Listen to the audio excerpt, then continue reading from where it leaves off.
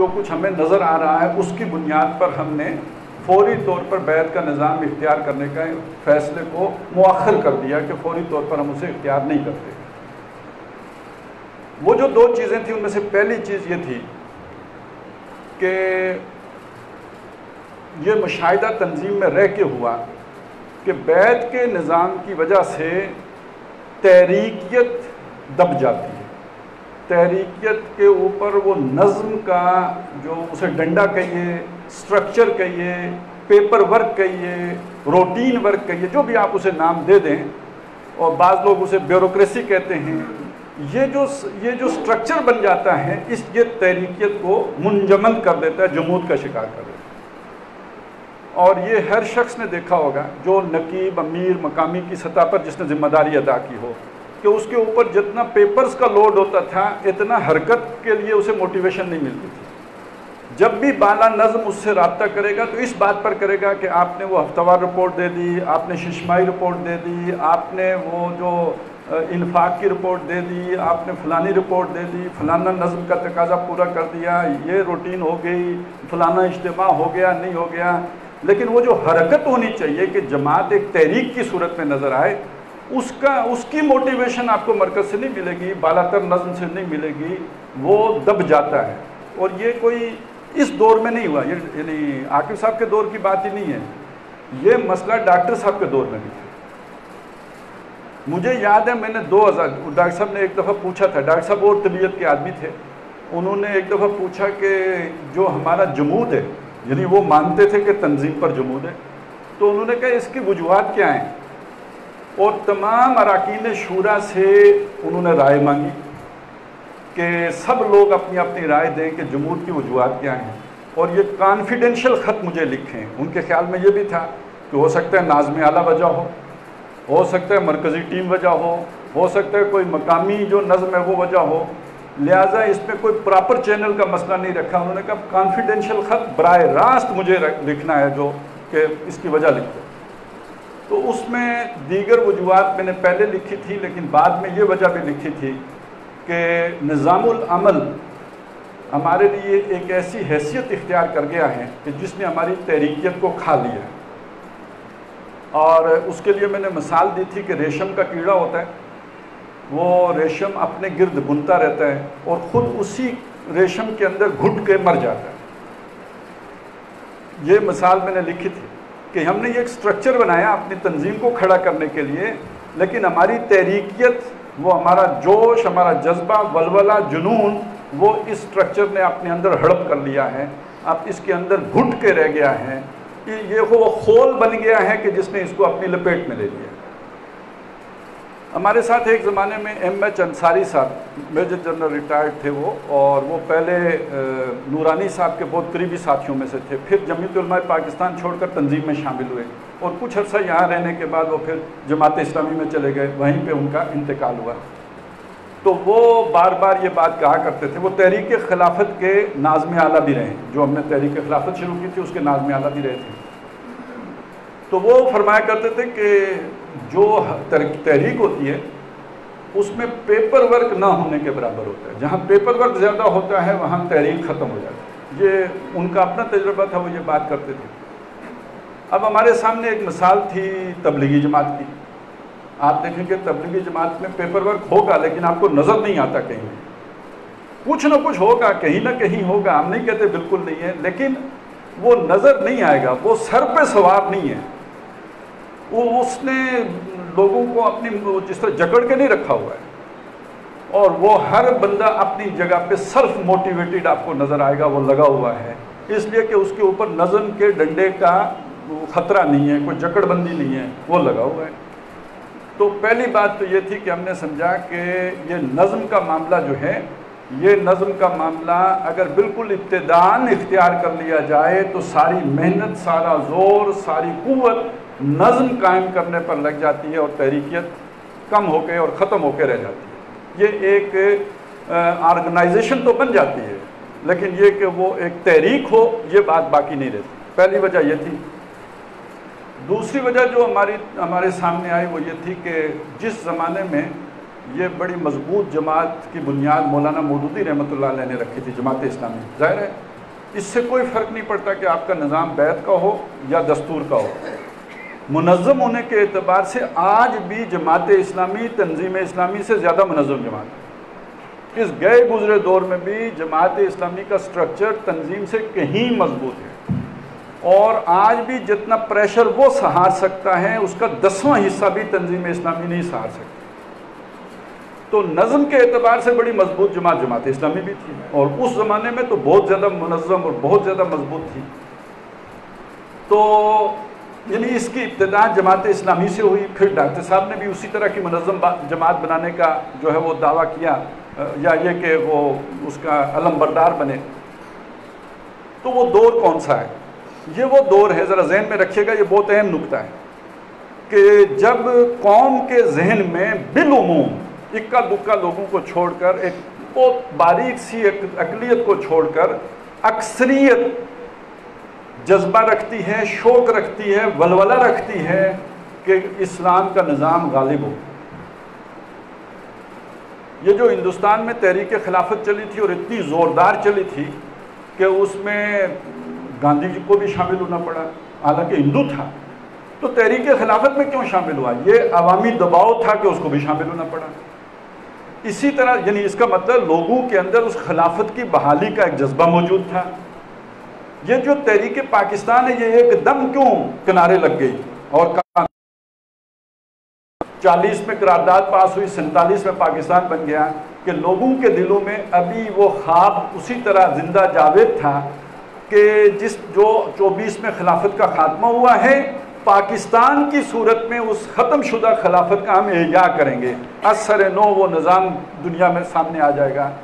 یہ چیز تھی جو موٹیویشن دے رہی تھی. تو اس کا مطلب یہ ہے کہ قوم میں، عوام میں، لوگوں میں، سوسائٹی کے مختلف طبقات میں اسلامی نظام کو قائم کرنے کی خواہش موجود تھی، تڑپ موجود تھی، شوق موجود تھا، اس کے لیے قربانی کا جذبہ بھی موجود تھا. یہ سب لوگوں نے ہمیں تو نہیں ہجرتیں کی تھی، ہندوستان چھوڑ کر پاکستان آئے تھے، اور کتنی اپنے کاروبار چھوڑ کر، جائیدادیں چھوڑ کر لوٹے پیٹے پاکستان پہنچے. تو پیچھے موٹیویشن کیا تھی؟ یہ جذبہ تھا پاکستان کا مطلب کیا؟ لا الہ الا اللہ. تو اس وقت جیسے ایک ہوتا ہے نا، حکیم نبض دیکھتا ہے، وہ بتاتا ہے جی آپ کا جگر نہیں ٹھیک ہے تو یہ دوائیں کھائیں. آپ 2 سال بعد جاتے ہیں، وہ جگر آپ کی نبض دیکھ کر کہتے ہیں نہیں اب آپ نے یہ دوائیں نہیں کھانی، اب آپ نے یہ دوائیں کھانی کیونکہ اب آپ کا دل نہیں ٹھیک ہے یا معدہ نہیں ٹھیک ہے، تو اب جگر کی دوائی اس نے بند کر دینی ہے. تو اس وقت جن لوگوں کی انگلیاں معاشرے کے نبض پر تھیں، وہ مولانا مودودی ہوں یا ڈاکٹر اسرار احمد رحمۃ اللہ علیہ، انہیں نظر آتا تھا کہ لوگوں میں تو جذبہ ہے، لیکن تمام تر محنت کے باوجود، تمام تر خواہش کے باوجود، تمام تر قربانی کے باوجود، ایثار کے باوجود یہ رنگ نہیں لا رہا. تو اس لیے نہیں لا رہا کہ ایک مضبوط جماعت پیچھے موجود نہیں ہے. یعنی 2 چیزیں چاہیے ہوتی ہیں، عوام میں جذبے کا ہونا اور ایک مضبوط جماعت کا موجود ہونا. تو وہ مضبوط جماعت نہیں ہے، لہٰذا انہوں نے وہ مضبوط جماعت بنانے کا ارادہ کیا. لہذا اس وقت اگر کسی نے وہ ایسی منظم جماعت بنانے کی کوشش کی یا اس کے لیے پیش قدمی کی تو یہ غلط نہیں ہے، حکمت عملی کے اعتبار سے بالکل ٹھیک ہے، کیونکہ یہی شے وہ وہاں پہ مسنگ تھی. باقی ساری وسائل موجود تھے، جو کڑی کم تھی یا مسنگ تھی وہ ایک منظم جماعت کا ہونا تھا. لہذا انہوں نے یہ اگر ایفرٹ کی تو غلط نہیں کی. ڈاکٹر صاحب نے بھی جب بنائی اسی دور میں تحریک نظام مصطفیٰ چلی تھی، اور اس کے نتیجے میں ضیاء الحق صاحب نے 11 سال اس تحریک سے جو مکھن اوپر آیا تھا اس سے استفادہ کیا، اس سے فائدہ اٹھایا. وہ اسی لیے مرد مومن بنے تھے نا کہ لوگوں نے نیچے زمین ہموار کر دی تھی. تو زمین ہموار ہو گئی تو اس نعرہ لگا کر ایک بندہ آ گیا جس کے پاس طاقت تھی، اس نے کہا جی چلیں پھر میں مرد مومن، آپ کو مومن چاہیے نا، وہ مومن میں ہوں، چلیں اللہ اللہ خیر صدا. یہاں بھی جو شے مسنگ تھی وہ ایسی جماعت کہ جو بتاتی کہ یہ مومن شومن نہیں ہے، بھائی اس نے گند ہی کرنا ہے، اس سے کچھ نہیں ہونا، اس نے کل جو ہے دغا دینا ہے کہ آوے کا آواز بگڑا ہوا ہے. تو یہ ایک لیڈرشپ کوالٹی رکھنے والی جماعت ضروری تھی. لہٰذا ڈاکٹر صاحب نے اگر بنائی ہے تو یہ کوئی نامعقول حرکت نہیں تھی اس وقت کے اعتبار سے. اب 2020 میں ہم جس سفر کا آغاز کر رہے ہیں، آج اپنے معاشرے کا جائزہ لیں. آپ نیچے جائیں، ہوٹل والے سے پوچھیں، آپ جائیں کسی عام آدمی کے پاس، بال کاٹنے والے کے پاس جائیں، ریڑھی والے کے پاس جائیں، آج وہ جذبہ آپ کو کہیں نظر نہیں آئے گا. آج اگر علماء بھی جلسے کریں گے تو اپنے مدارس کے طلباء کے سر پر کریں گے. عوام ان کے جلسوں میں جیسے پہلے جوک در جوک جایا کرتی تھی، اب کوئی جانے کے لیے تیار نہیں ہے. مذہبی رجحان میں ضرور اضافہ ہوا ہے، لوگوں نے داڑیاں بکثرت رکھی ہیں، حج کرنے زیادہ جاتے ہیں، سب ہوا ہے، لیکن جو ہمارے دینی طبقات ہیں ان کا اثر و نفوذ کم ہوا ہے. دینی جماعتوں کی طرف لوگوں کی رغبت پہلے سے گھٹ گئی ہے، اور دینی جماعتوں کا جسے ہم کہتے ہیں نا جو ایک ہوتی تھی پاور، اسٹریٹ پاور، وہ ختم ہو گئی. ابھی کچھ ہلچل ہے جو مولانا فضل الرحمان صاحب کے ذریعے سے نظر آ رہی ہے، اس کا بھی انجام کیا ہوگا ہم کچھ نہیں کہہ سکتے.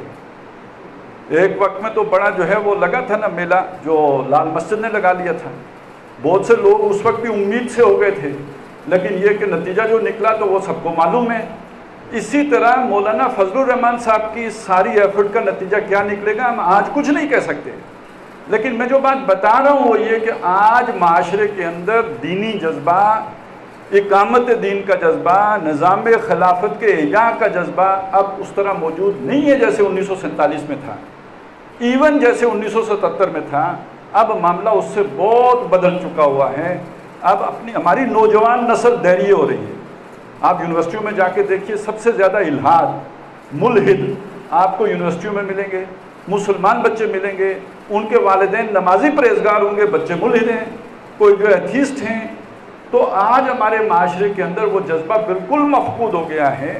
لہٰذا ضرورت اس بات ایک ایسی تحریک کی ہے. اب میں پھر بتاؤں، تنظیم معاملہ تب آئے گا جب آپ نے لوگوں کے اندر اس کی ایک ارج پیدا کر دی ہو.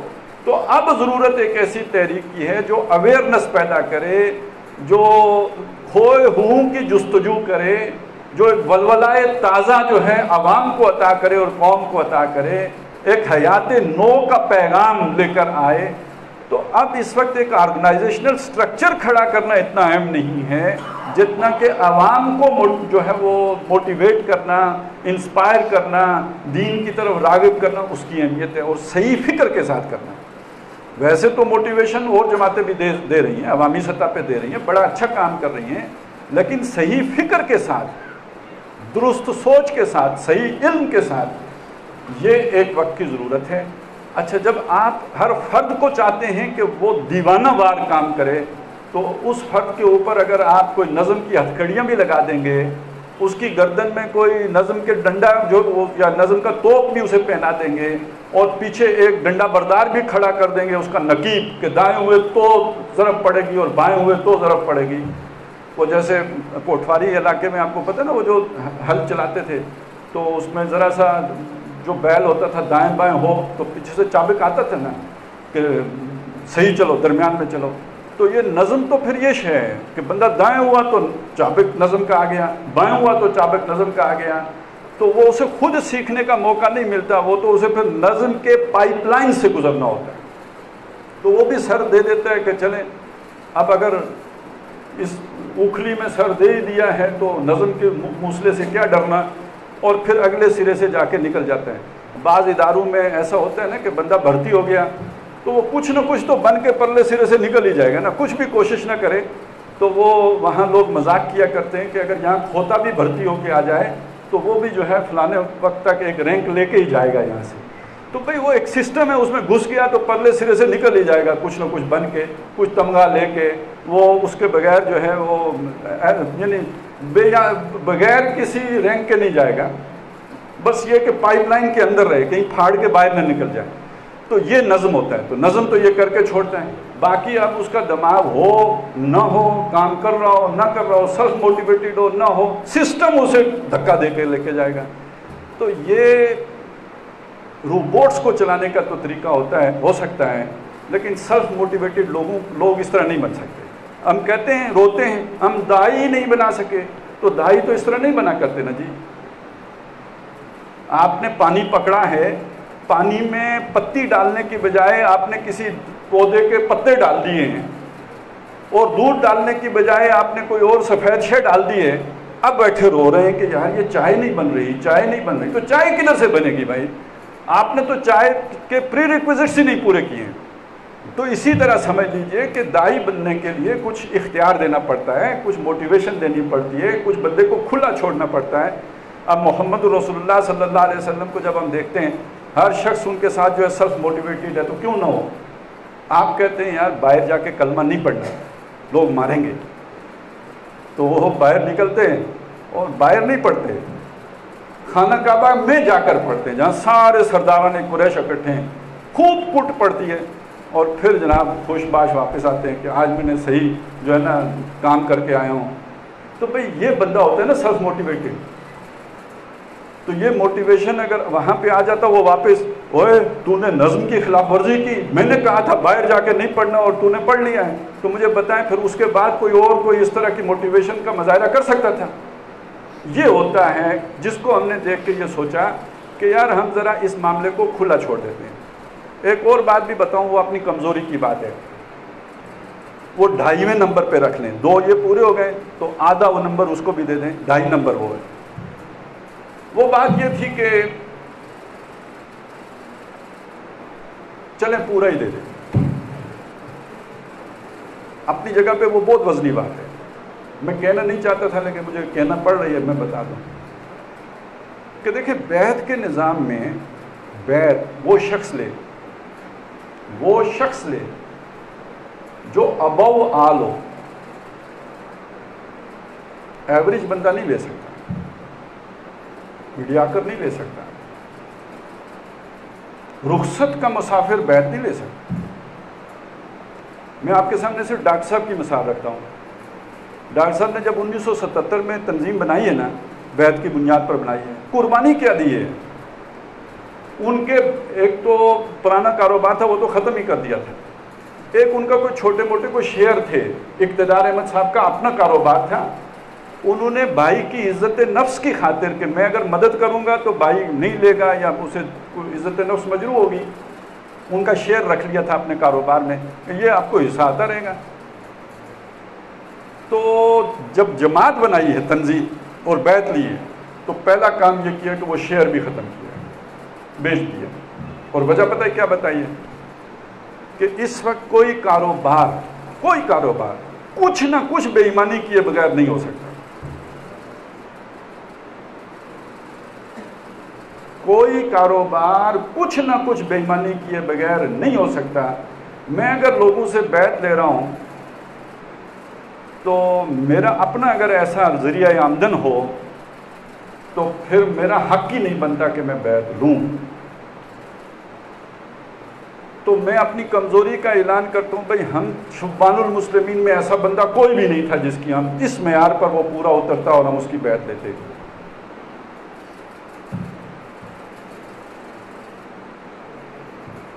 اور جو لے رہے ہیں وہ اپنا یہ معیار بتائیں نا۔ ڈاکٹر صاحب نے بتایا میں نے نہ کبھی تنظیم سے ایک پائی لی ہے نہ انجمن سے ایک پائی لی ہے، اور پی ٹی وی سے مجھے ضرور پیسے ملے ہیں، جو میں درس دیتا رہا ہوں اس کے پیسے ڈاکٹر صاحب بتا رہے ہیں، لکھا ہے، لیکن وہ بالجبر ملے ہیں، اس کے بغیر پروگرام ہی نہیں ہو سکتا تھا۔ تو انسان کا ذریعہ معاشی سارے کا سارا دین کی خدمت کے نتیجے میں ہو تو وہ بیعت لینے کا حق تو نہیں، یہ رخصت کا راستہ ہے بھائی۔ دین کی خدمت کے عوض کچھ مالی منفعت لینا یہ در حقیقت رخصت کا راستہ ہے، عزیمت کا راستہ نہیں ہے۔ تو جو شخص رخصت کا راستہ اختیار کیے ہوئے ہو اس کے پاس حق نہیں ہے کہ وہ بیعت لے۔ اب میں دوسری بات آپ کے سامنے رکھوں، ہو سکتا ہے نہ اچھی لگے لیکن ہے حقیقت۔ میرے والد صاحب سروس 60 سال کر کے ریٹائرڈ ہوئے ہیں، انہوں نے ہی مجھے پالا ہے، وہی کھا کے میں جوان ہوا ہوں۔ میں اس لیے پہلے وہ مثال دے رہا ہوں، کوئی اسے مائنڈ نہ کرے، یہ مجبوری اضطرار ہے، اس کے علاوہ چارہ کوئی نہیں ہے۔ لیکن آئیڈیل کے اعتبار سے دیکھنا تو چاہیے نا، ہم جس نظام کے خلاف جدوجہد کر رہے ہیں، ہم جس نظام کے خلاف جدوجہد کر رہے ہیں اس کو اپنی سروسز پرووائڈ کر کے بدلے میں مشاعرہ لے کے کہیں ہماری عزت والا روزگار ہے۔ بتائیں مجھے ایسا کوئی بندہ حق رکھتا ہے کہ وہ بیعت کے لیے لوگوں کے سامنے آ کے کھڑا ہو کے میری بیعت کرو؟ رخصت تو ہے، ٹھیک ہے، مجبوری ہے، ٹھیک ہے، اپنی جگہ پہ ہے، لیکن بہرحال آپ سروسز کس کو دے رہے ہو بھائی؟ آپ نے اپنی جان، اپنی صلاحیتیں، اپنی ڈگری، اپنا پروفیشن کس کو دے کے بدلے میں یہ ساری سہولتیں لی ہیں؟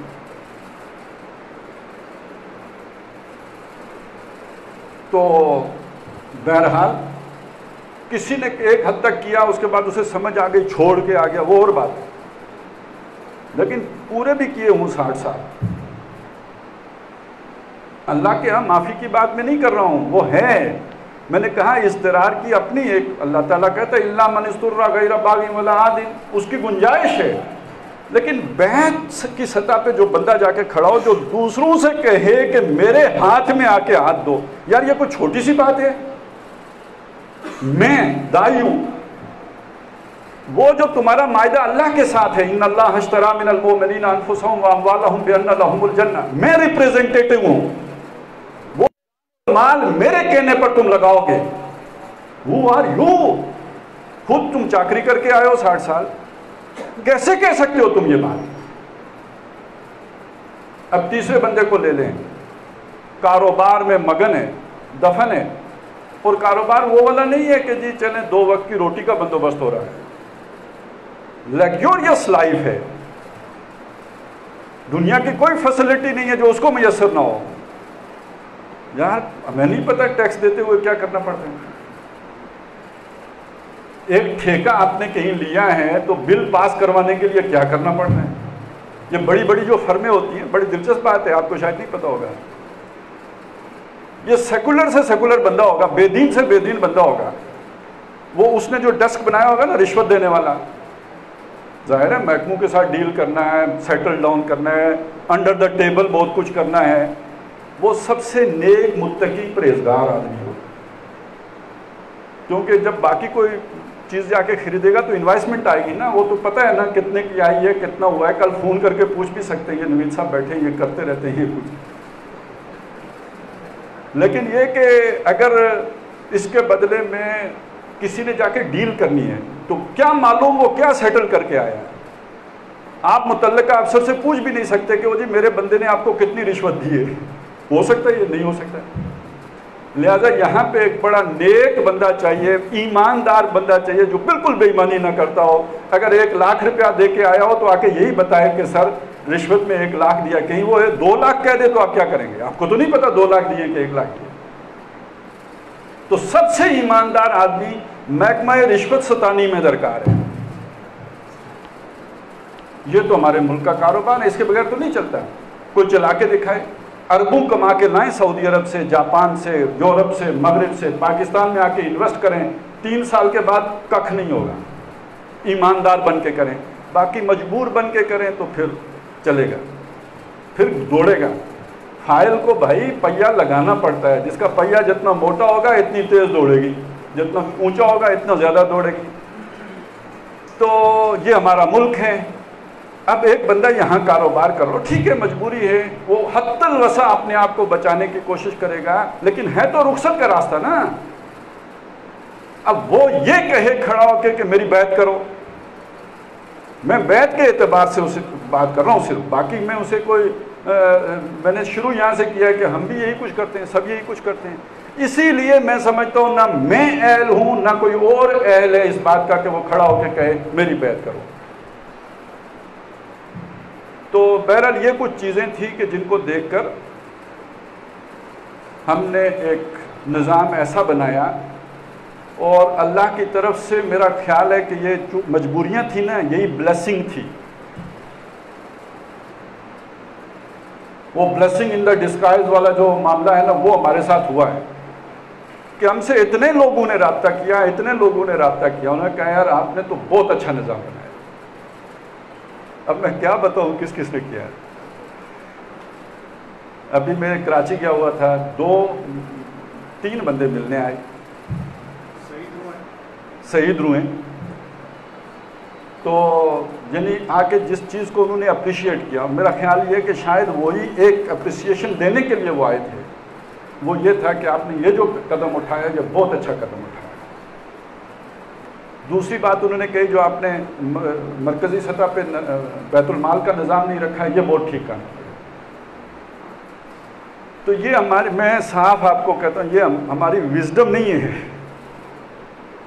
یہ ہمارا کوئی کمال نہیں ہے، یعنی اس جگہ تک پہنچنا، یہ بس کوئی وجدانی طور پہ کچھ ہوا تو ہم جو جیسے ہوتا ہے نا، کوئی سیانا بندہ ہوتا ہے تو اس کو اللہ کہتا ہے ٹھیک ہے بھائی یہ رستہ ہے چلے جانا، باقی اللہ کو پتہ ہے نیویگیٹ کر لے گا، یہ خود کرے، سیانا بندہ ہے، یہ نارتھ سٹار کو دیکھ کے چل لے گا، یہ سورج سے بیئرنگ لے کے چل لے گا، یہ اپنا رستہ جو ہے وہ کر لے گا۔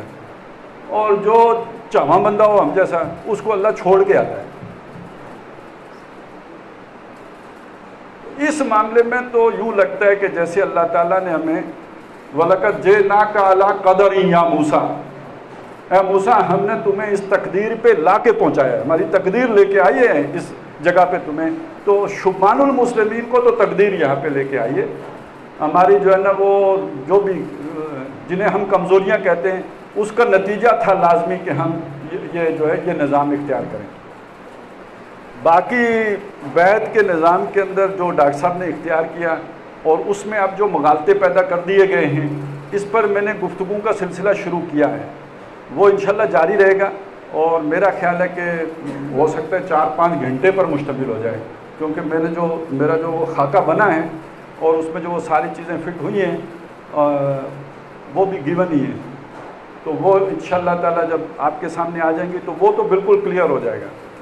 ادھر بھی اگر کوئی عقل رکھتا ہوگا تو اس کو بھی کلیئر ہو جائے گا، امام انشاءاللہ تعالیٰ کوئی باقی نہیں رہے گا، وہ تو آپ وہ سن لیں گے تو اس پہ کلیئرٹی آتی جائے گی آپ کے سامنے۔ وہ میں نے جیسے کہتے ہیں نا، جیسے گھر میں بات کرتے ہیں، جیسے اپنی بات ہوتی ہے، جیسے اصلی بات ہوتی ہے، یا وہ وچلی گل، وہ میں نے آپ کے سامنے کر دی۔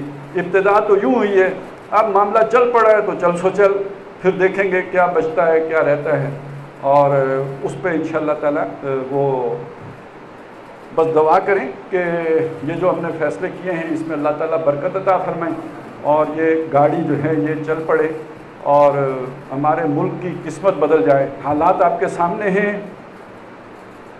اندرونی طور پر خلفشار جو ہے وہ بالکل جو ہے یعنی اس کی دہلیز نہیں، اب ہم اس میں داخل ہو چکے ہیں، کنٹرول کسی کا باقی نہیں ہے۔ بیرونی کھلاڑی اپنا کھیل کھیلنے کے لیے پوری طرح تیار ہیں، اور کھیل میں آپ کو صاف بتا دوں، کھیل ایٹم بم کا خاتمہ ہے، اور کھیل فوج کو کٹ انٹو سائز کرنا ہے۔ میں آپ کو پتہ ہے حمایتی نہیں ہوں، لیکن یہ کہ میں غیروں کا حمایتی بھی نہیں ہوں۔